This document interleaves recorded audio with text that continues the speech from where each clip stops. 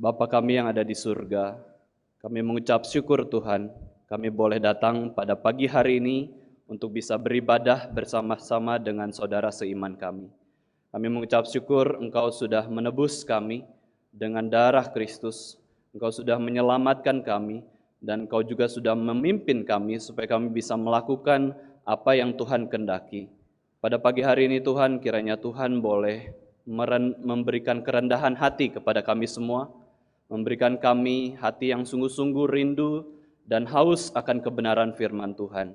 Berikanlah kami firman-Mu Tuhan, pimpinlah setiap kami, pakailah hamba Tuhan yang memberitakan firman.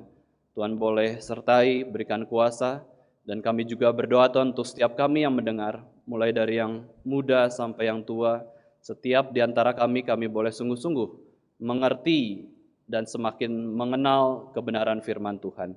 Berkatilah setiap kami Tuhan di dalam nama Tuhan Yesus Kristus, Tuhan dan Juru Selamat kami yang hidup. Kami sudah berdoa dan memohon. Amin. Mari kita buka Alkitab kita, Bapak Ibu Saudara sekalian, dari kitab Yakobus. Kita melanjutkan pembahasan kitab Yakobus pasal yang kedua, ayat yang ke-5 sampai yang ke-7. Yakobus 2 ayat 5 sampai 7, kita akan membaca bersama-sama ketiga ayat ini. Yakobus 2 ayat 5 sampai yang ke-7. Mari kita sama-sama membacanya. 2, 3. Dengarkanlah hai saudara-saudara yang kukasihi, bukankah Allah memilih orang-orang yang dianggap miskin oleh dunia ini untuk menjadi kaya dalam iman dan menjadi ahli waris kerajaan yang telah dijanjikannya kepada barang siapa yang mengasihi Dia? Tetapi kamu telah menghinakan orang-orang miskin. Bukankah justru orang-orang kaya yang menindas kamu dan yang menyeret kamu ke pengadilan? Bukankah mereka yang menghujat nama yang mulia, yang olehnya kamu menjadi milik Allah? Bapak Ibu Saudara sekalian, tema khotbah kita pada hari ini adalah jangan menghina manusia. Jangan menghina manusia ciptaan Tuhan. Di dalam kehidupan manusia sehari-hari, di dalam relasi kita dengan manusia yang lainnya, Bapak Ibu Saudara sekalian, ada perbuatan dosa yang dikatakan sebagai emotional abuse atau pelecehan emosional atau melukai perasaan orang. Itu adalah bagian dari perbuatan dosa, tetapi dalam konteks apa Bapak Ibu Saudara sekalian? Dalam konteks yang betul-betul jahat, betul-betul sengaja, betul-betul ingin melukai perasaan orang. Bagi kita istilah emotional abuse ini tidak terlalu familiar, tetapi perbuatannya itu terjadi sehari-hari di dalam kehidupan kita. Baik secara sengaja maupun tidak sengaja, seringkali kita melukai perasaan orang dengan tindakan-tindakan kita. Nah, apakah bentuk dari pelecehan emosional ini, Bapak Ibu Saudara sekalian, itu bisa berupa seperti ancaman, ya, ancaman-ancaman yang kita berikan kepada teman-teman kita, kepada saudara-saudara kita, kepada keluarga kita, kita ancam. Awas kamu ya, kalau tidak lakukan keinginan saya, akan ku benci kamu, ku pukul kamu, aku akan melukai kamu. Wah, diancam. Mengancam sesamanya. Kalau tidak mau melakukan A, aku akan melakukan B. Wah, langsung orang itu tidak ada kehendak bebas lagi. Langsung orang itu ditekan. Perasaannya, kehendak bebasnya ditekan sehingga harus menuruti kemauan orang tersebut. Kalau tidak A, maka B itu begitu kaku, begitu keras, begitu kejam. Ada juga Bapak Ibu Saudara sekalian yang pelecehan kepada emosi, kepada perasaan itu seperti kata-kata kasar atau menyerang. Kata-kata kasar atau menyerang, ya, kata-kata menghina orang, keluar semua ya, binatang-binatang yang ada di kebun binatang, yang terutama yang dianggap hina, dianggap menjijikan, itu keluar semua ya. Ular kamu, itu kan berbahaya ya. Atau binatang-binatang yang kita tahu lainnya, Bapak Ibu Saudara, kita keluarkan dari mulut kita demi menghina orang, mencela orang, mencela fisik seseorang. Kemudian Bapak Ibu Saudara, pelecehan emosional juga bisa berupa apa? Bisa berupa penolakan, penolakan relasi.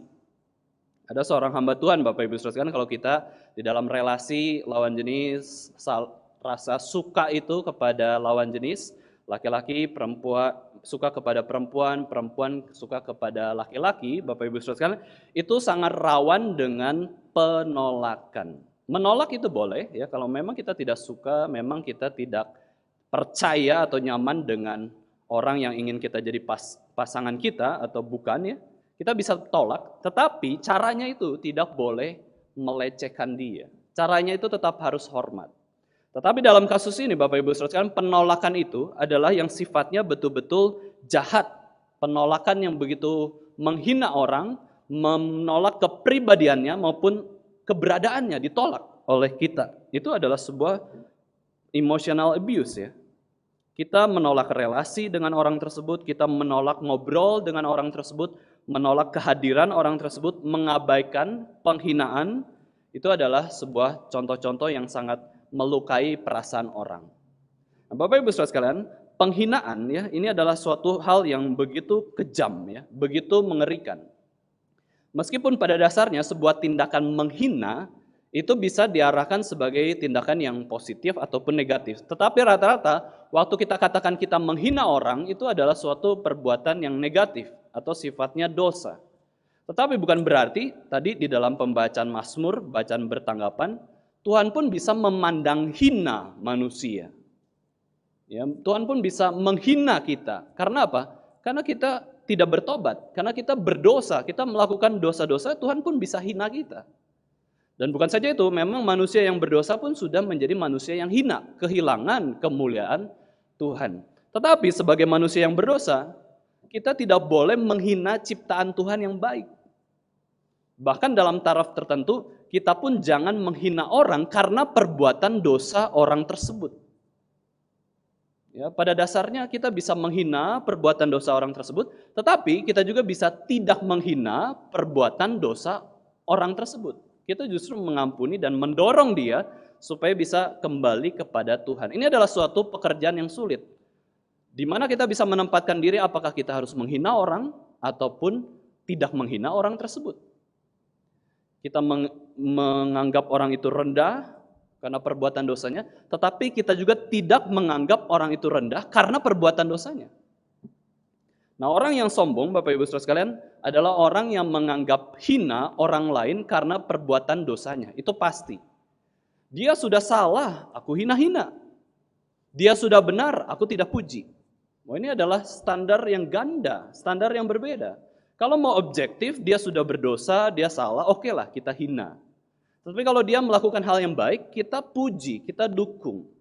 Tetapi sayang sekali manusia berdosa itu suka berat sebelah ya. Kita lebih mudah menghina orang. Kita lebih mudah melihat kejelekan orang, dosa orang daripada perbuatan baik orang. Apa sih yang kita omongkan sehari-hari yang bagi kita menarik, Bapak Ibu Saudara sekalian, bagi kita adalah gosip. Itu adalah perbuatan yang kayaknya jelek orang tersebut. Kemudian kita omongkan.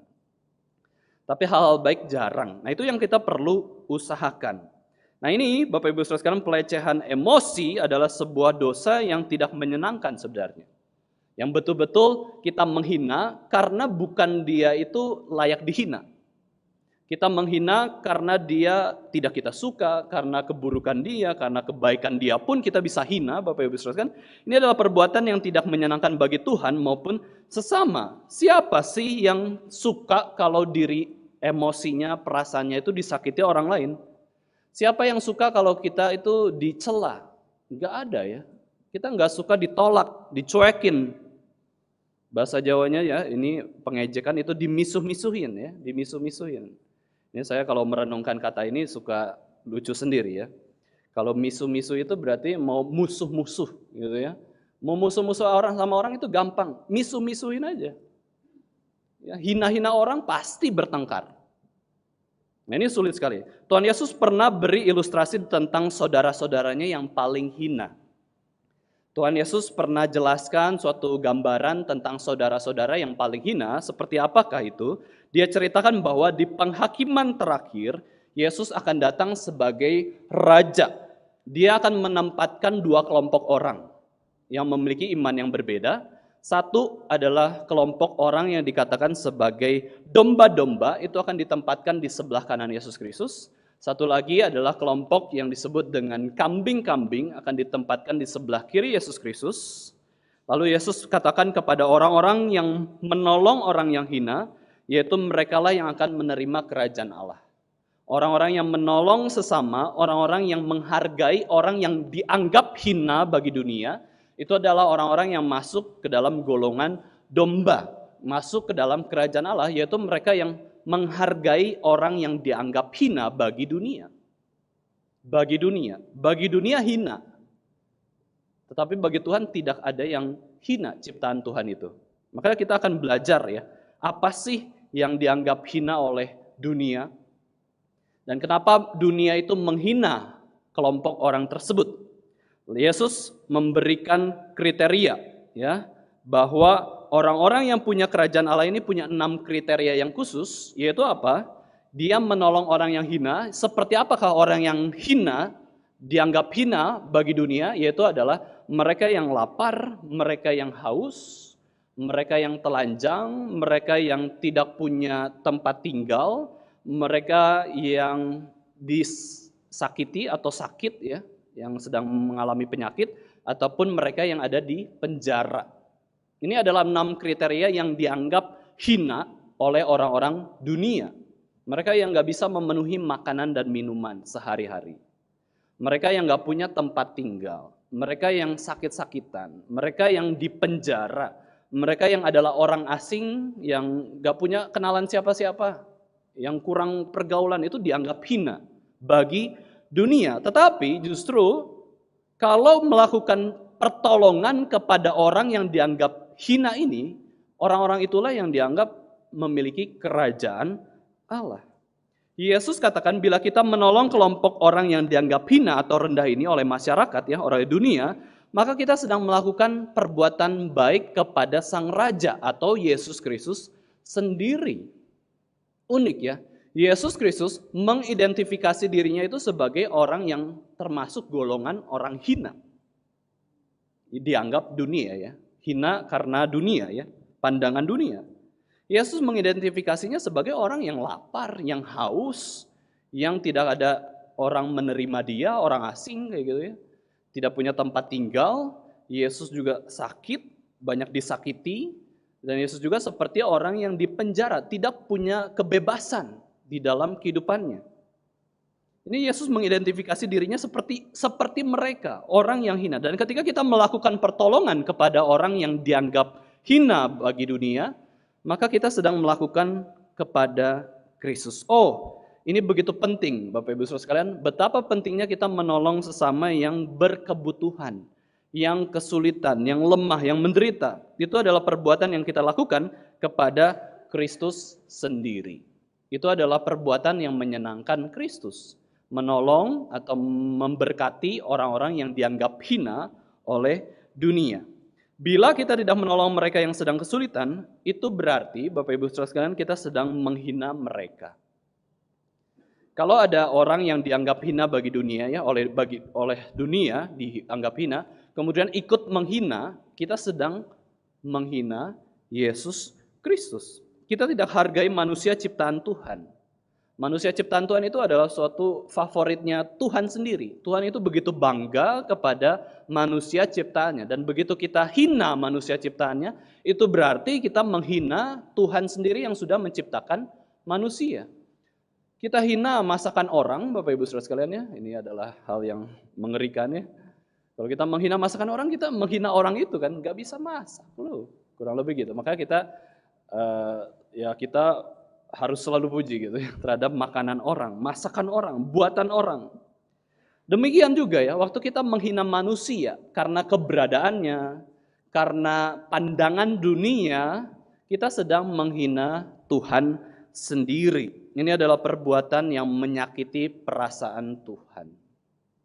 Menyakiti hati sesama kita manusia, yaitu menghina, merendahkan, menjelekkan, ya, mengata-ngatai, ya, begitu mengerikan dosa ini. Itu berarti Bapak Ibu Saudara sekalian, pelayanan kepada orang miskin itu begitu penting. Pelayanan kepada orang-orang yang di rumah sakit itu begitu penting. Pelayanan kepada orang-orang di penjara itu begitu penting. Karena Tuhan identifikasi dirinya seperti itu. Dari mana kita tahu kita melakukan sesuatu itu jelas kepada Kristus, kepada orang-orang miskin, kepada orang-orang di rumah sakit, kepada orang-orang di penjara. Dan bukan saja itu, kapan kita tahu bahwa kita melakukan sesuatu itu kepada Kristus, yang jelas itu adalah waktu kita datang ke rumah Kristus saat ini. Kita ibadah juga, kita mau menyenangkan Kristus, bukan menyenangkan diri kita ataupun sesama kita. Kalau mau menyenangkan diri kita atau sesama kita, ke tempat hiburan lah. Kita baru saja liburan ya, liburan lebaran, itu menyenangkan diri kita, sesama kita. Tetapi waktu datang ke gereja, Bapak Ibu Saudara sekalian, kita menyenangkan Kristus yang utama.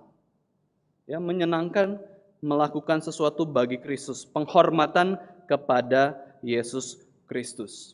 Maka sangat penting bagi gereja untuk memiliki pelayanan-pelayanan tersebut ya. Kepada orang miskin, nah ini yang memang belum dikerjakan ataupun sudah dikerjakan ya, tapi baru sedikit dampaknya di dalam GRII. Kepada rumah sakit, kita melayani rumah sakit. Bahkan baru-baru ini kan kita mendirikan gereja, Sinode GRI kan mendirikan klinik Samaritan, baru satu. Ya, sudah berdiri 30 tahun ya, baru satu pelayanan mendirikan klinik yang terbaik bagi orang-orang miskin ya, klinik. Itu juga adalah pelayanan kepada Kristus. Juga pelayanan kepada penjara. Nah, ini yang sudah diabaikan oleh orang-orang Kristen selama pandemi ini ya.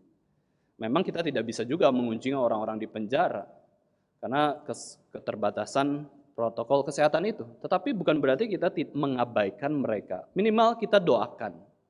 Doakan orang-orang yang ada di penjara. Orang-orang yang ada di penjara belum tentu adil ya. Belum tentu dosa mereka apa, itu mereka harus dipenjara begitu lama. Bisa saja ada kasus suap menyuap, ada kasus politik, ya, ketidakadilan terjadi, dia harus dipenjara gitu ya. Bukan karena keadilan, tapi karena kejahatan orang-orang sekitarnya. Nah itu kita perlu doakan. Di bagian ini Bapak Ibu Saudara sekalian, Yakobus memberikan nasihat yang begitu penting berkaitan dengan orang-orang yang dianggap miskin atau dianggap hina oleh dunia. Barusan ya yang kita baca, orang-orang seperti apakah mereka? Orang-orang yang memang dianggap hina, dianggap marginal, dianggap miskin.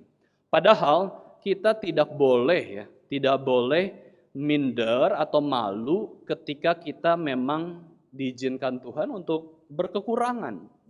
Berkekurangan itu tidak dosa ya. Miskin itu tidak dosa. Ya, faktanya, memang kemiskinan bisa akibat dari dosa, ya. Tetapi orang yang miskin tidak selalu karena kesalahan mereka. Orang yang sakit juga tidak selalu karena dosa kok. Ya karena memang natur ini sudah berdosa, ya alam ini sudah berdosa. Orang yang di penjara pun ya belum tentu karena dosa mereka kok. Meskipun memang ada bagian dari kesalahan mereka, tetapi bukan berarti kita anggap hina mereka semua.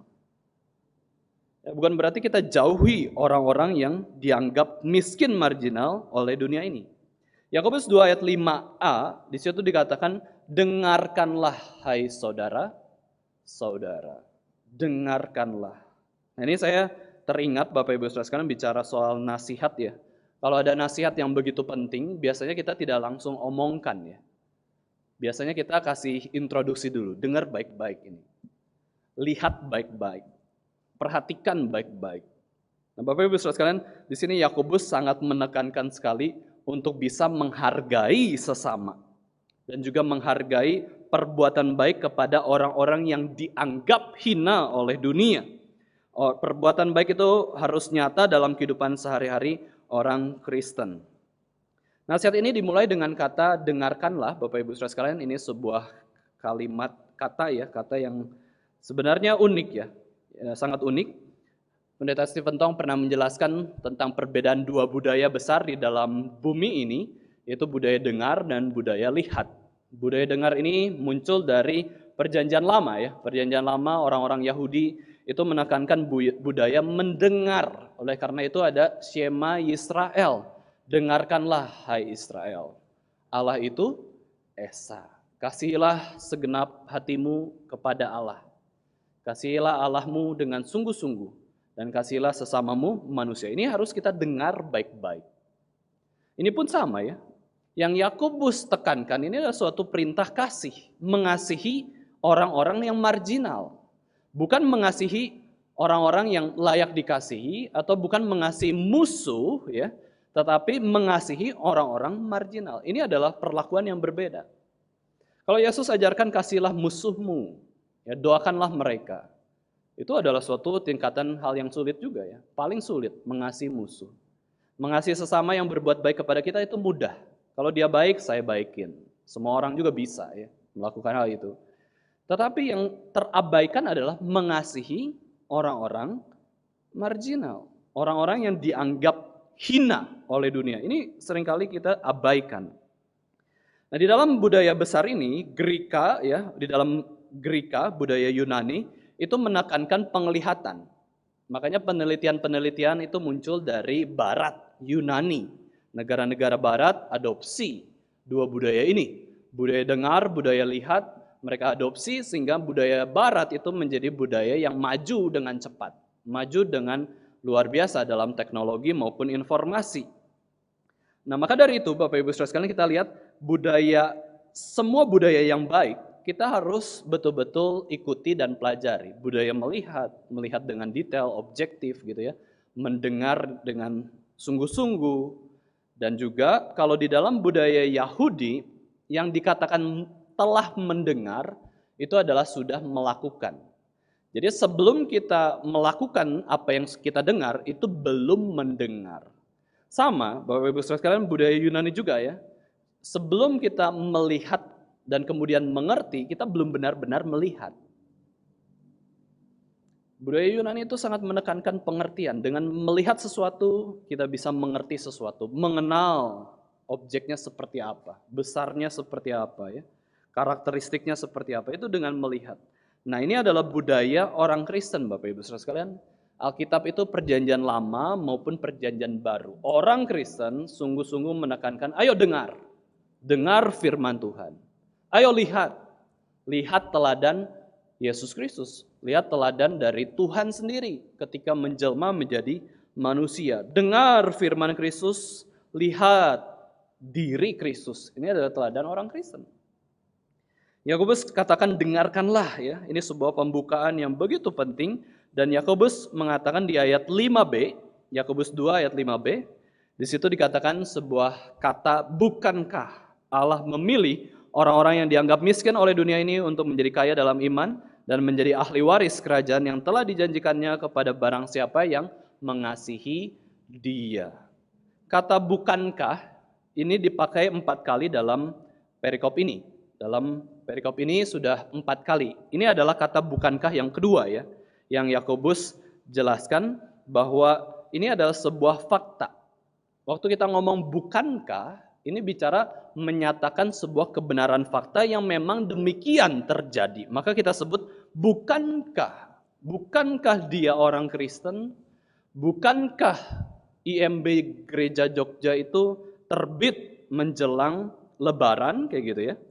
Menjelang libur Lebaran ya. Dan kemudian bukankah ini bicara soal bahasa yang menekankan sebuah kebenaran. Dan di sini, di dalam ayat-ayat pembahasan kita akan bahas bahwa bukankah yang pertama ya, di ayat 5b.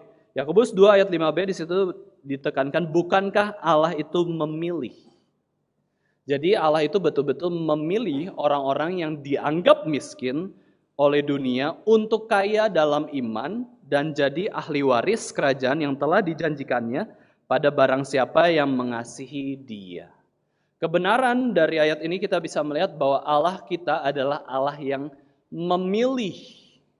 Ya, bukan Allah itu menerima semuanya ya. Allah itu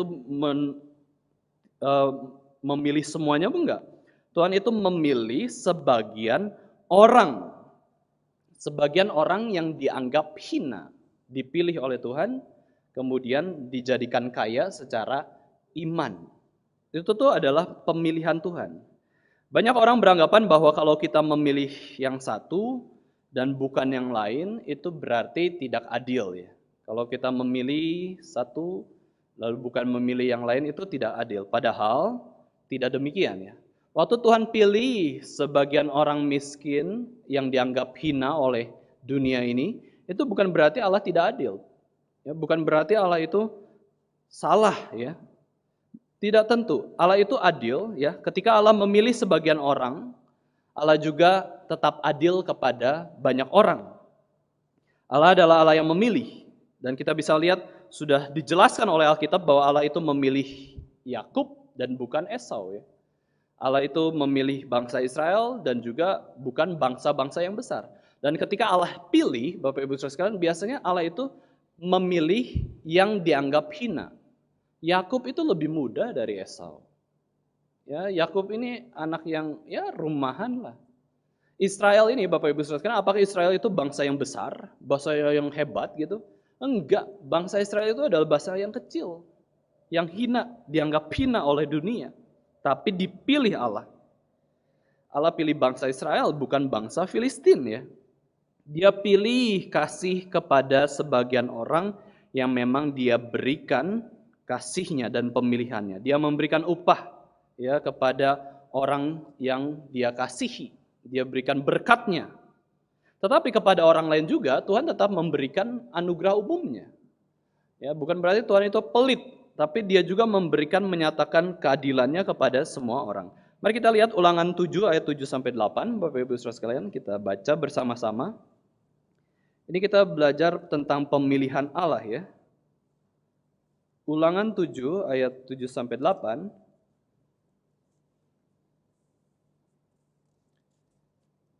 Saya akan bacakan untuk kita semua. Bukan karena lebih banyak jumlahmu dari bangsa manapun juga, maka hati Tuhan itu terpikat olehmu dan memilih kamu. Bukankah kamu ini yang paling kecil dari segala bangsa? Tetapi karena Tuhan mengasihi kamu dan memegang sumpahnya yang telah diikrarkannya kepada nenek moyangmu, maka Tuhan telah membawa kamu keluar dengan tangan yang kuat dan menebus engkau dari rumah perbudakan, dari tangan Firaun, Raja Mesir. Jadi pilihan Tuhan itu kepada siapa? Kepada bangsa yang dianggap hina. Bangsa kecil untuk apa sih hidup, ya? Tidak terkenal, tidak bisa apa-apa. Bakalan hancur ketika diserang bangsa ya besar yang lainnya. Tetapi Tuhan pilih. Inilah umat pilihan, ya. Kenapa Tuhan pilih? Karena kasihnya. Tuhan memberikan kasihnya yang tanpa syarat itu. Ya, bukan hanya Allah, Bapak Ibu Saudara sekalian, ya, tetapi kita pun juga belajar memilih. Ya, memilih karena kasih kita kepada Tuhan.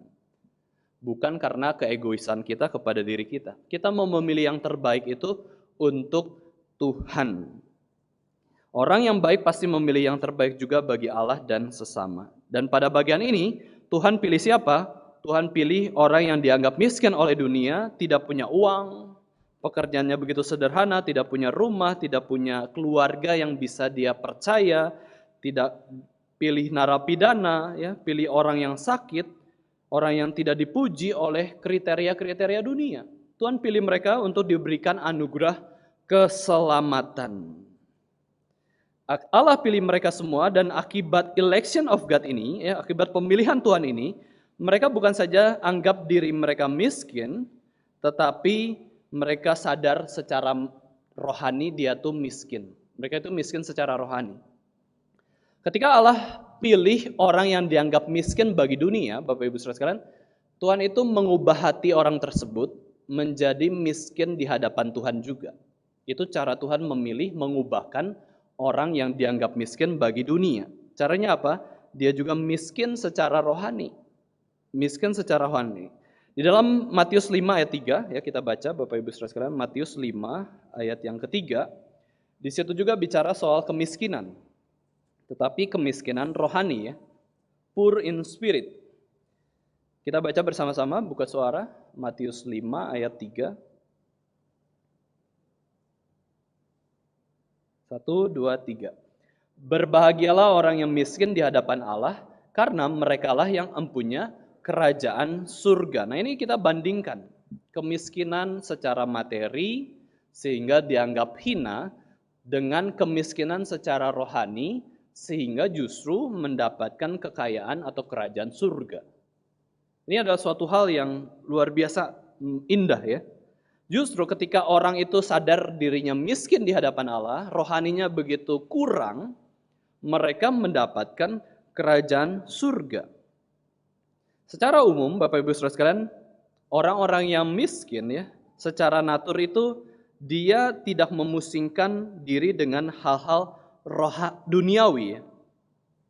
Secara umum ya, orang-orang yang betul-betul miskin saja, ya sehari-hari hidup mau gimana lagi lah ya. Saya tidak bisa mendapatkan banyak uang, mereka nggak terlalu peduli dengan kehidupan duniawi, sehingga itu menolong mereka juga untuk bisa memikirkan kehidupan surgawi langsung. Ya, memikirkan Allah yang menciptakan mereka. Bagaimana kehidupan rohani mereka di hadapan Tuhan. Mereka justru menjadi lebih bergantung kepada Tuhan. Ini memudahkan ya. Ini pertolongan bagi orang yang miskin secara materi. Mereka lebih mudah mengerti bagaimana miskin secara rohani. Nah, ini adalah satu privilege bagi orang-orang yang betul-betul berkekurangan. Mereka akan tahu rasanya miskin itu seperti apa.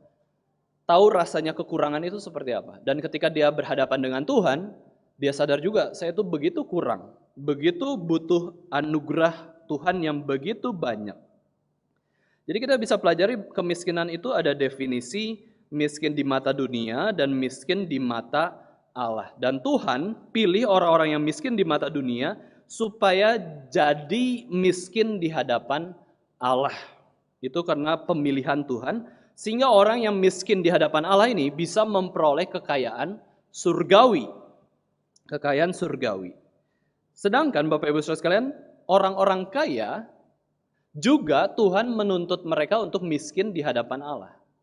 Nah, orang-orang yang kaya ya, orang-orang yang kaya itu dituntut Tuhan supaya miskin di mata Allah, supaya bergantung kepada Allah semata.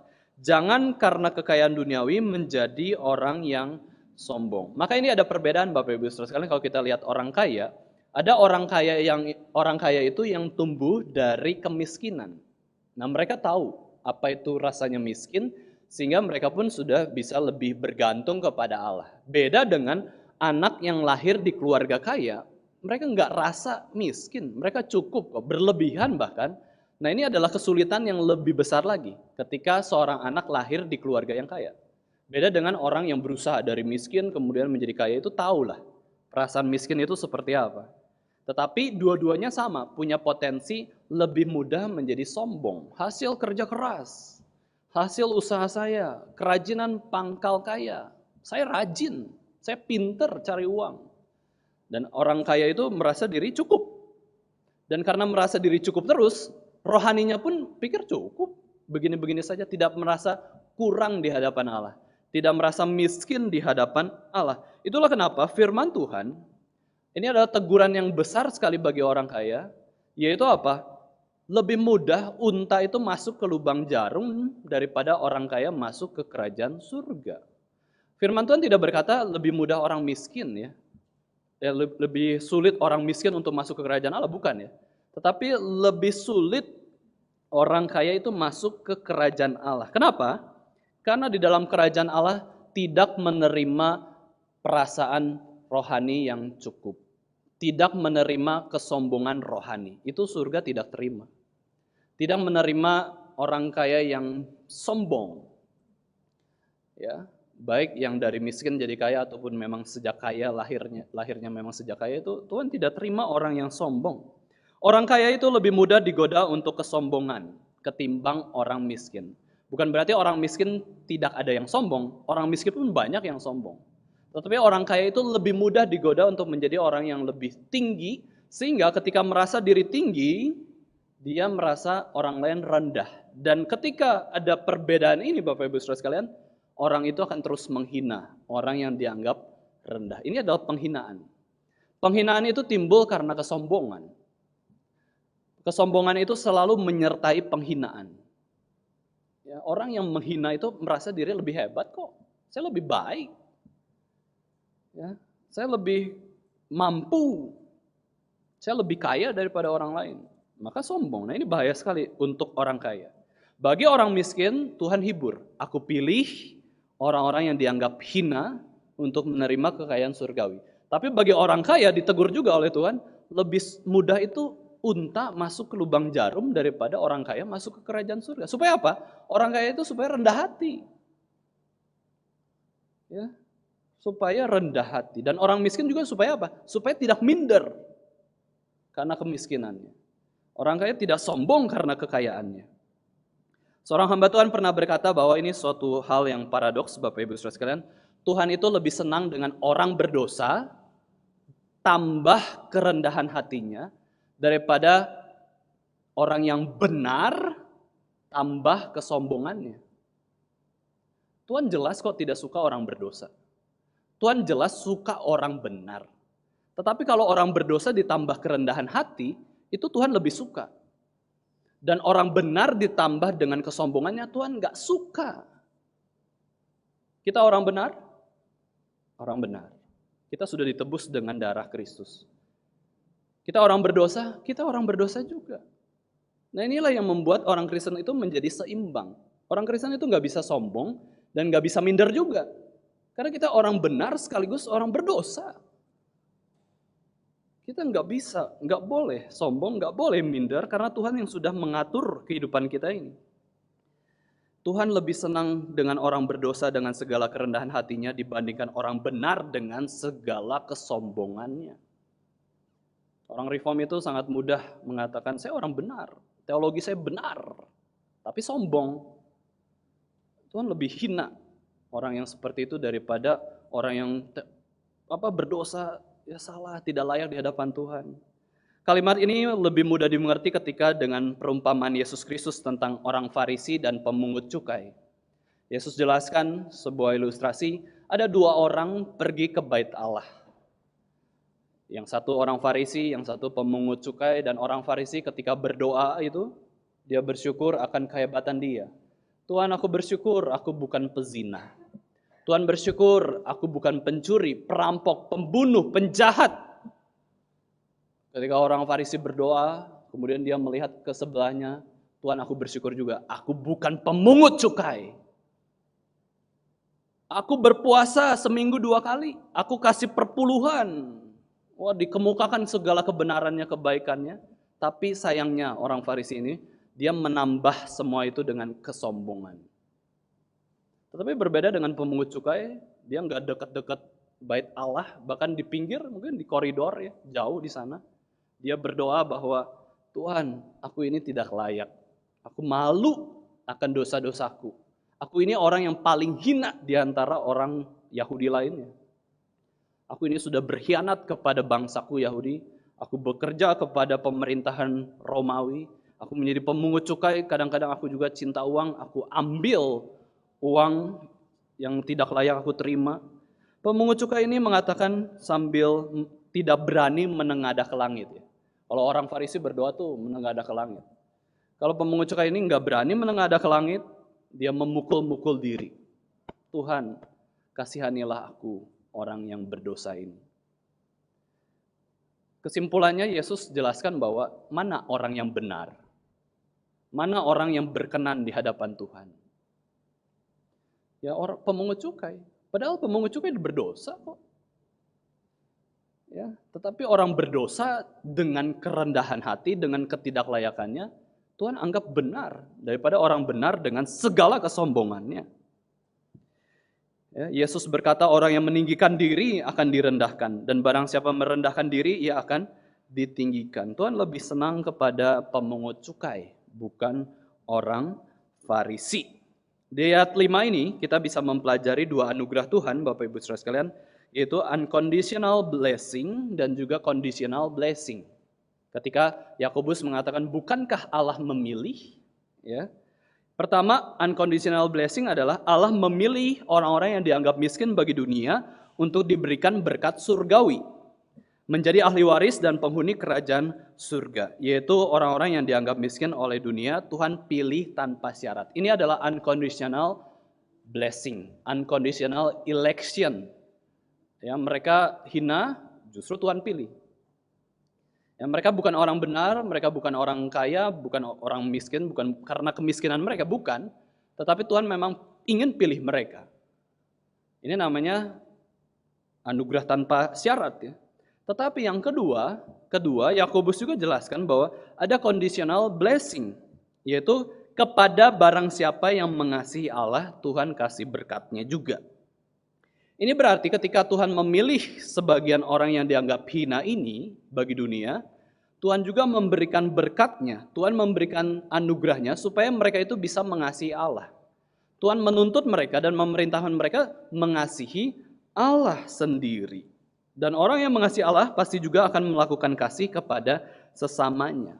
Nah ini kita bisa lihat ya, di ayat ke-5b ini, Allah pilih tanpa syarat, tetapi ketika Allah pilih, Tuhan menuntut orang yang sudah dipilih itu untuk mengasihi Allah. Supaya dapat lebih banyak berkat surgawi. Allah pilih mereka bukan karena mereka baik, bukan karena mereka benar ya, bukan karena mereka hina, bukan, tetapi karena Tuhan memang pilih. Ya, ini adalah pemilihan tanpa syarat, dan ketika Tuhan pilih, Tuhan menuntut mereka untuk bisa mengasihi Allah, dan disitulah mereka mendapat kekayaan berkat surgawi yang begitu melimpah. Ayat 6a, ya, ayat 6a di situ dikatakan, tetapi kamu telah menghinakan orang-orang miskin. Ini adalah dosa yang ditegur oleh Yakobus kepada orang-orang Kristen di sana, bahwa dosa tersebut itu begitu terlihat dengan jelas. Kamu itu telah kok. Ya, sudah dikatakan oleh Yakobus bahwa kamu itu telah. Ini adalah kejadian di masa lampau. Sudah ada praktek bagaimana orang-orang Kristen itu menghina sekelompok orang. Menghina orang-orang yang miskin, yang dianggap hina oleh dunia. Mereka tidak menghormati orang sebagaimana orang itu harus dihormati.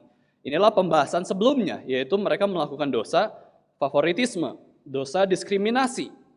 Dosa ini sama dengan menghina Tuhan sendiri yang sudah menciptakan manusia di sekitar mereka itu. Dan bukan saja itu menghina sebuah tindakan Allah yang mengizinkan mereka memang dalam kemiskinan. Siapa sih yang buat orang kaya? Tuhan. Ini sangat mudah ya, sangat mudah kita jawab. Tetapi kalau ditanya lagi, siapa yang buat orang miskin? Apakah kita berani katakan Tuhan? Sulit ya, kayak seolah-olah salah miskin itu. Tidak. Siapa yang buat orang miskin? Tuhan juga. Dan kalau kita menghina orang yang miskin, kita menghina Tuhan juga, karena Tuhan yang bertindak kok. Ya, Tuhan yang berdaulat atas hidup orang kaya maupun hidup orang miskin. Lalu kita memuji-muji orang karena kekayaannya, kita menghina orang karena kemiskinannya, kita bukan menilai apa yang sudah Tuhan kerjakan. Kita tidak memuji Tuhan, kita tidak melihat Tuhan yang bekerja, kita melihat yang fenomena saja. Kemiskinan itu Bapak Ibu Saudara sekalian itu betul-betul sangat-sangat berat ya. Kalau orang-orang yang betul-betul miskin, yang betul-betul dia sudah cari kerja sungguh-sungguh, sudah betul-betul mau belajar, tapi toh miskin juga, itu yang harus kita hargai. Bukan orang yang miskin karena dia malas atau karena kelemahan dia ya, atau dosanya. Betul juga ada bagian kita menuntut dia untuk bisa bertobat ya, untuk bisa hidup lebih baik.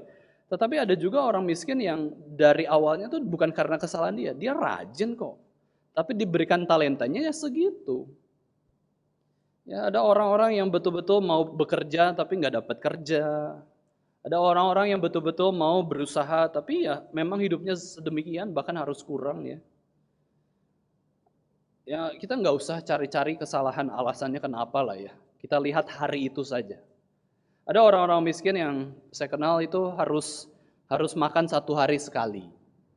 Dan ketika saya tanya, kalau makan berarti makannya tuh pagi, siang, atau malam.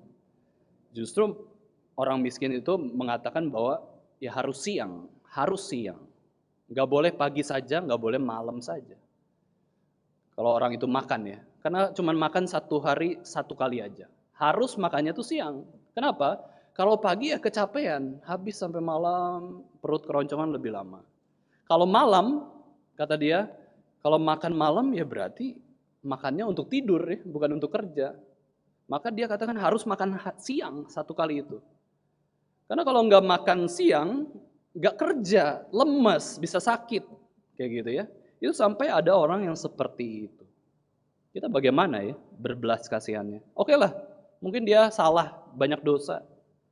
Ya, kalau kita mau perhitungkan dosa, banyak kok dosa. Kita juga berdosa kok. Kita nggak kalah banyak dengan dosa dia.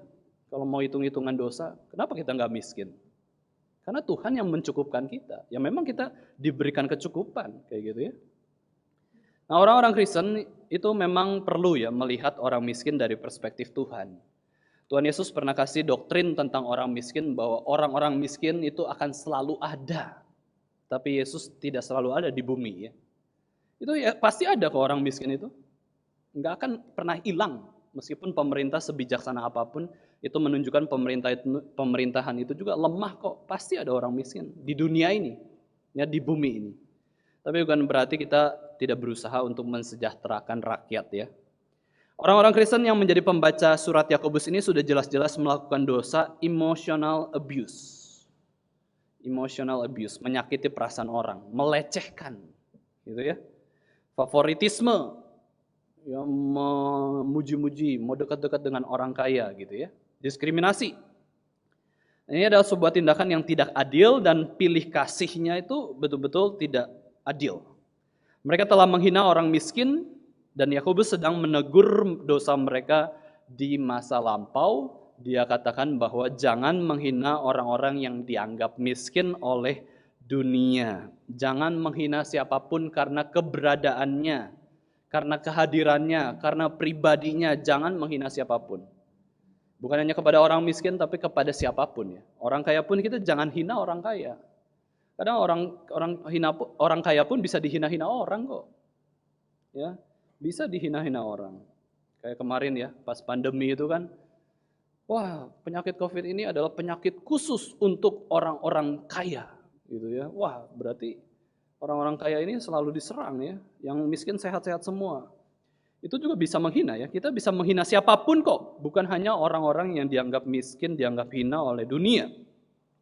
Yakobus coba jelaskan bahwa, coba kamu lihat, ya, lanjutkan di ayat 6b, coba kamu lihat, sebenarnya yang suka cari-cari masalah itu orang miskin atau orang kaya? Yang suka cari-cari masalah lah. Yakobus suruh mereka lihat sendiri. Ya, lihat. Yang suka mengganggu hidupmu itu orang kaya atau orang miskin?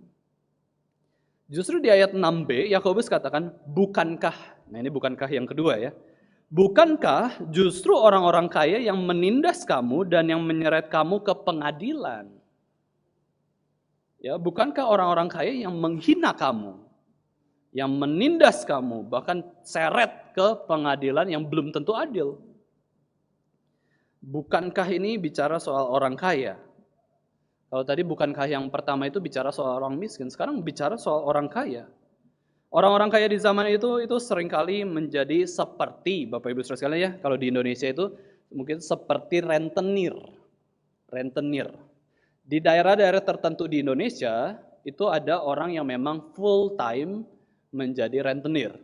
Bekerjanya itu minjamin orang uang, dapat bunga dari uang tersebut yang dia pinjamkan. Dapat keuntungannya dari situ. Dan ketika dia kasih bunga, itu suku bunganya suku bunga orang itu kan. Suku bunga bukan suku bunga bank, tapi suku bunga orang tersebut. Nih, dalam jangka waktu berapa, bunganya berapa, balikin berapa. Rentenir itu lama-lama jadi kaya. Ya, bisa jadi kaya. Ya, sampai ada pemikiran sebenarnya apakah pekerjaan rentenir itu betul-betul boleh dikerjakan? Ya, betul-betul boleh enggak? Nah, sebenarnya ini adalah ya pro kontra ya. Ini adalah pergumulan. Ada yang katakan, saya kan kerja juga, saya kelola uang baik-baik. Saya juga dengan pikiran, dengan kreativitas mengelola uang, pinjamin sana, pinjamin sini, dapat untung, terus saya kelola lagi, dan akhirnya saya bisa kaya, rumahnya besar dan lain-lain, saya dapat keuntungan. Kalau mereka tidak bisa bayar hutang, saya kirim algojo gitu ya, tekan, tindas mereka, seret ke pengadilan, dikasih sanksi. Wah, ini ya mirip sekali ya. Nah, orang-orang kaya juga bisa seperti itu. Ya. Di dalam konteks rentenir ini bisa saja banyak yang terjadi demikian. Tetapi Bapak Ibu saudara sekalian, sebenarnya ya kesimpulannya ya kalau bisa tidak bekerja sebagai rentenir jangan ya. Karena itu kita akan semakin digoda untuk cintakan uang karena pegang uang terus kan? Ya, pegang uang terus, pinjemin uang, dapat uang, keluarin uang. Semuanya berhubungan dengan uang sehingga kita bisa saja cintakan uang. Kemudian waktu kita memberi penghakiman, memberi aturan soal suku bunga tersebut juga, kita terserah sendiri ya, bukan terserah peraturan umum di dalam bank misalkan ya. Kita bisa menindas orang, kita bisa mempersulit orang yang sudah miskin. Itu pekerjaan rentenir. Ya, rentenir uang khususnya ya. Rentenir uang. Jadi rentenir bisa kaya, sangat mungkin kaya. Tetapi banyak juga bisa menindas orang-orang yang miskin. Banyak orang kaya yang menginjak-injak orang miskin dan membinasakan orang sengsara juga. Ya bukan saja pekerjaan sebagai rentenir ya. Rentenir uang, tapi juga orang kaya yang punya pabrik, punya perusahaan, betul-betul menindas orang yang sudah miskin tambah miskin. Ya misalkan Bapak Ibu Saudara sekalian, kalau orang kaya menindas itu gimana sih? Kalau bos ya, bos, namanya bos ya, di dalam bisnis perusahaan, dia punya pegawai, kemudian suruh pegawainya kerja terus, tapi tidak dikasih uang lembur misalkan. Itu kita sedang menindas. Kerja. Kalau enggak langsung dipecat. Kurang lebih kayak gitu ya. Kita kok kaku gitu ya. Kita menghina, ya, merendahkan orang-orang yang miskin. Bapak Ibu Saudara sekalian, kita lihat ada suatu cerita lagi. Ini seperti dosa Daud yang mengambil Batsheba dengan paksa ya. Nabi Nathan datang kepada Daud dengan sebuah perumpamaan. Nabi Nathan kasih dua contoh ya, dua contoh orang. Ada dua orang dalam satu kota. Satu itu orang kaya sekali, satu itu orang miskin. Nah kemudian si kaya itu punya banyak kambing domba, lembu sapi. Si miskin tidak punya apa-apa selain seekor domba betina yang dia miliki sejak kecil itu. Dia pelihara baik-baik, dia mengasihi, dia hidup bersama domba betina itu dan ya keluarganya memelihara domba betina itu. Sampai suatu hari si kaya itu ada tamu dan dia merasa sayang untuk mengambil seekor kambing atau domba dari ladangnya. Padahal dia punya begitu banyak. Akhirnya dia memerintahkan untuk mengambil domba betina kepunyaan orang miskin supaya dimasak untuk tamu si orang kaya. Wah, Daud ini kan raja kan. Raja itu harus punya sense of justice-nya begitu tinggi. Ini namanya pemimpin ya. Pemimpin itu harus punya rasa keadilan yang begitu tinggi karena dia berhubungannya dengan banyak orang. Dan Daud di dalam sense of justice-nya dia katakan dia marah sekali sama orang kaya tersebut. Daud sampai bersumpah kurang lebih ya. Demi Tuhan yang hidup, orang yang melakukan itu, orang kaya itu harus dihukum mati. Dan anak domba betina itu harus dibayar gantinya 4 kali lipat karena ia telah melakukan hal itu dan oleh karena ia tidak kenal belas kasihan. Daud menghakimi orang kaya yang rakus, yang menindas orang miskin itu dengan suatu kalimat yang begitu keras, demi Tuhan yang hidup. Harus mati, kemudian kerugiannya harus dibayar 4 kali lipat.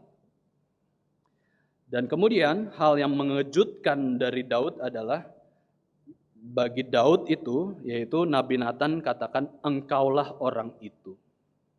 Ya, Daud itu yang seperti itu ya.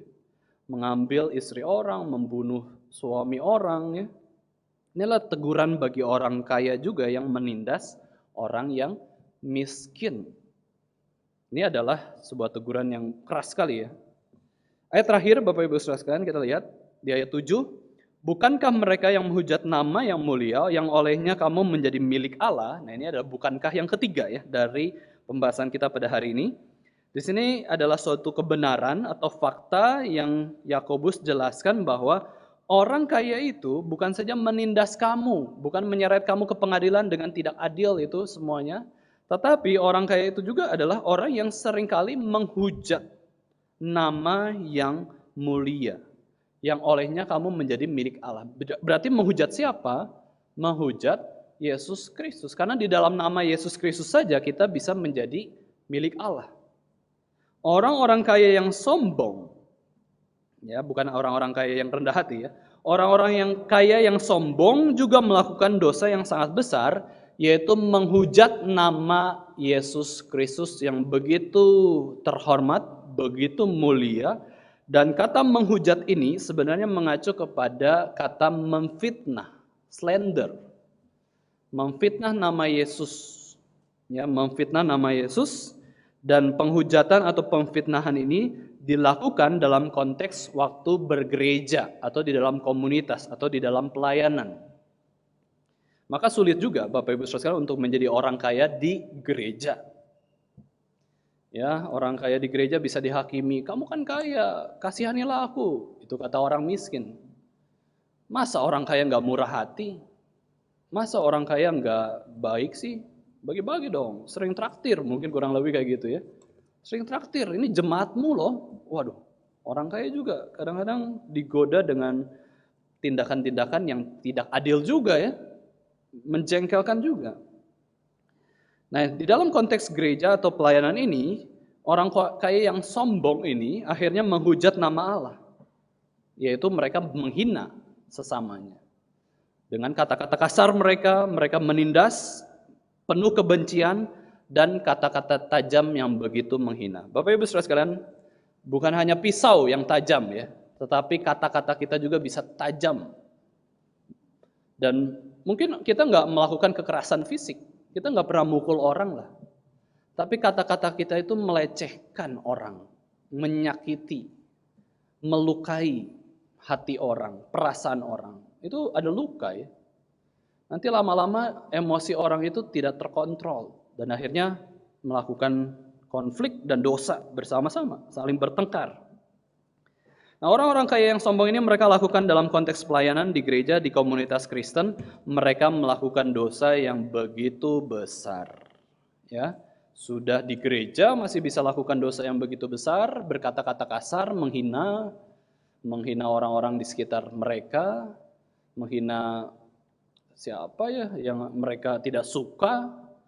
Nah, ini adalah suatu konteks yang berarti mereka itu menghina Yesus Kristus juga. Nama Yesus Kristus yang begitu mulia. Allah bukanlah Allah yang kejam ya. Kalau kita lihat Alkitab Bapak Ibu Saudara sekalian, hamba Tuhan palsu dibiarkan hidup puluhan tahun.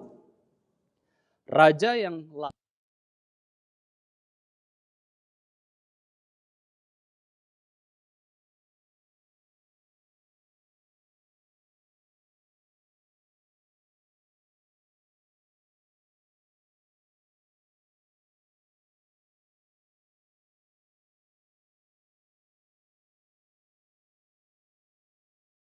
Tuhan itu memberikan anugerah. Tuhan itu salah satu Tuhan bukan emosi, bukan marah, bukan menghina. Tuhan itu betul-betul mengasihi semua manusia.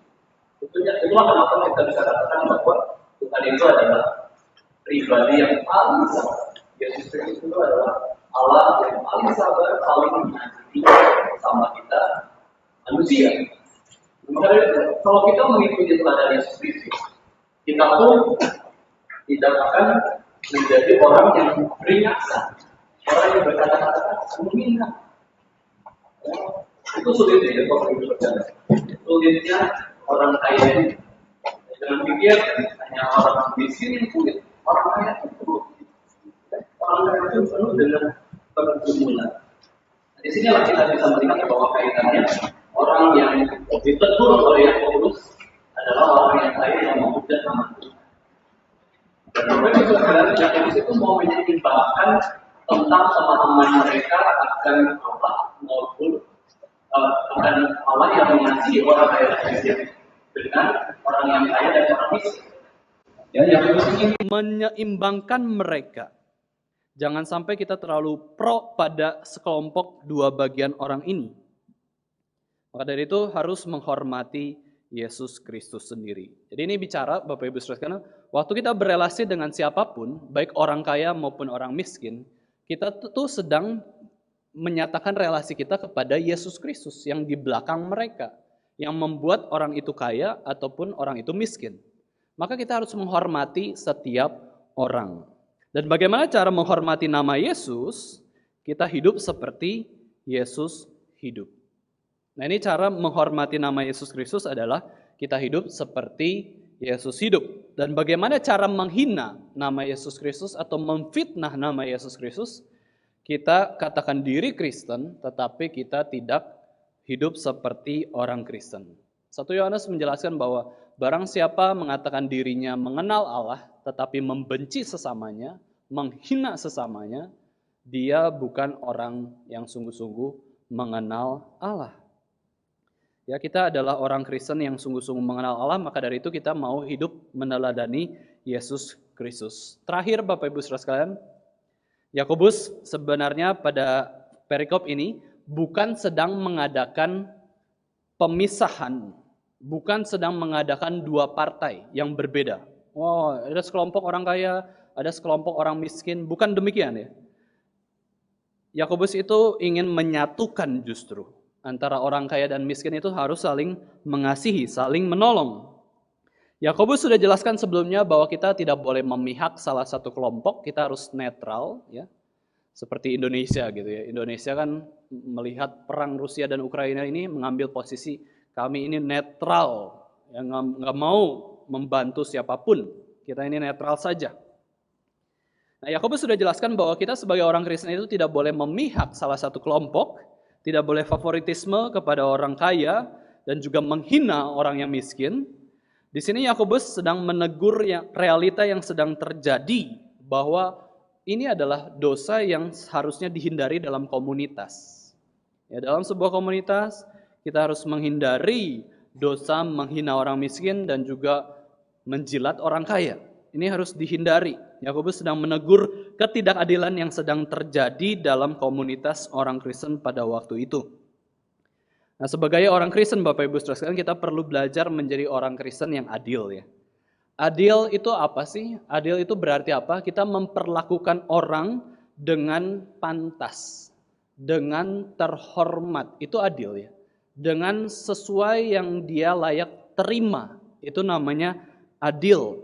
Karena mereka adalah ciptaan Allah. Adil berarti memberikan kepada orang haknya dan tanggung jawabnya seperti yang firman Tuhan mau. Itu namanya keadilan Tuhan. Keadilan manusia itu harus sesuai dengan keadilan Tuhan ya. Ya, keadilan itu memberikan hak dan kewajiban kepada orang sesuai dengan firman Tuhan. Maka dari itu kita jangan menghina ciptaan Tuhan. Tuhan selalu menghargai kok setiap ciptaannya. Tuhan sungguh-sungguh menghargai manusia yang sudah Dia ciptakan. Kita juga jangan menghina ciptaan Tuhan, dan kalau kita menghina ciptaan itu berarti kita menghina penciptanya juga. Maka orang Kristen itu adalah orang Kristen yang punya prioritas terhadap ciptaan Tuhan. Kalau Tuhan paling menghargai manusia, orang Kristen pun paling menghargai setiap manusia. Dia tidak berani menghina, mengejek, menjelek-jelekannya, maunya menghormati manusia juga.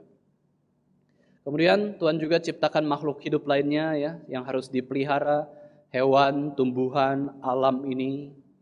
Ya, kita juga mau memelihara ciptaan Tuhan, kita mau memperlakukan seluruh ciptaan Tuhan ini seperti Tuhan memperlakukan ciptaannya. Itu adalah tugas orang Kristen. Maka dari itu Bapak Ibu Saudara sekalian, mari kita menjadi orang-orang yang terhormat ya. Orang yang terhormat itu bisa menempatkan diri, menghina orang karena memang orang itu dihina Tuhan. Tetapi tidak menghina orang karena orang itu tidak dihina oleh Tuhan juga. Ini sulit sekali ya untuk mengikuti pimpinan Tuhan. Kalau Patong sendiri itu pernah saya lihat YouTube ya tentang sebuah penghinaan. Patong sangat menghina. Nah ini kan menghina ya. Patong menghina orang yang ketika dia ada di tengah, dia menjilat atasan, ya. Dan ketika dia di tengah juga, dia menekan bawahan. Ini tuh orang yang paling hina lah. Dia menjadi orang yang tidak ada prinsip, dia tekan orang yang di bawah dia semena-mena, terus begitu ke atasan, wah jadi malaikat kayak gitu. Dia bukan menjadi orang dirinya sendiri. Dia tidak menjadi manusia yang diciptakan oleh Tuhan, serupa dan segambar dengan Allah. Dia menjadi orang yang ngikut terus ya pimpinan dan juga menghina bawahan. Itu adalah orang yang dihina ya. Yang layak dihina juga. Orang yang berdosa itu sebenarnya layak dihina ya, layak dihina karena kita berdosa, kita lemah. Kita melakukan kesalahan di hadapan Tuhan. Tetapi orang yang berdosa juga bukan berarti hanya dihina saja. Tetapi Yesus menjelaskan bahwa Orang yang berdosa dengan kerendahan hatinya justru harus diberikan belas kasihan. Yang paling parah adalah sudah berdosa, sombong lagi. Itu sudah layak dihina ya, layak ditegur, harus didoakan ya, supaya dia bertobat. Dan yang paling baik adalah orang itu benar, hidup kudus, tetapi dengan kerendahan hati. Kiranya Tuhan menolong kita. Mari kita sama-sama berdoa.